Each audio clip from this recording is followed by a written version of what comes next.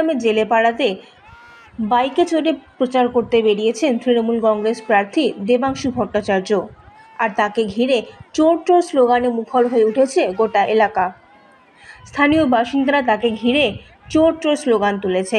দেবাংশুর অভিযোগ যে বিজেপির কর্মীরা তাকে ঘিরে ধরে অশ্রাব্য ভাষায় গালাগাল দিয়েছেন এবং তার পাশাপাশি তাকে ঘিরে মারধরও করা হয়েছে।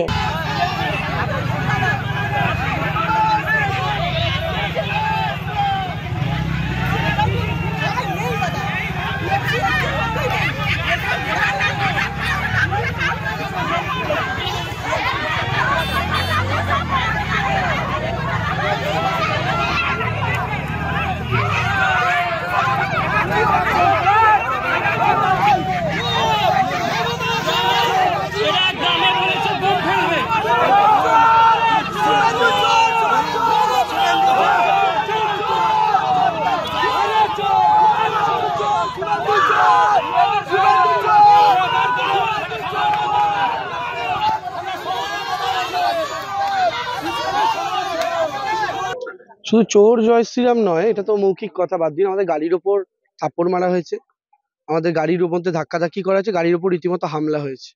আমরা এটা নিয়ে প্রশাসনের দ্বারস্থ হবো। প্রশাসন যদি অ্যাকশন না নেয়, আমরা যতদূর যাওয়ার হয় ততদূর যাবো।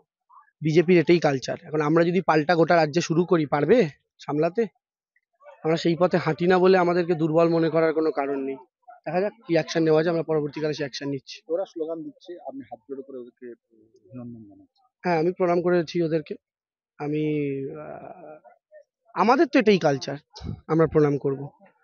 তো সেই জায়গা থেকে দাঁড়িয়ে ওরা ওদের কাজ করেছে, যে ওদের চরিত্র, আমরা আমাদের কাজ করেছি, যেটা আমাদের শিক্ষা। বাকি দেখা যাক, প্রশাসনের কাজ করবে।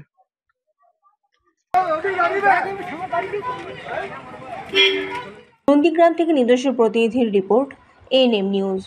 আরও খবরের আপডেট পেতে সাবস্ক্রাইব করুন আমাদের ইউটিউব চ্যানেলটি আর বেল আইকনে ক্লিক করুন নোটিফিকেশনস পেতে।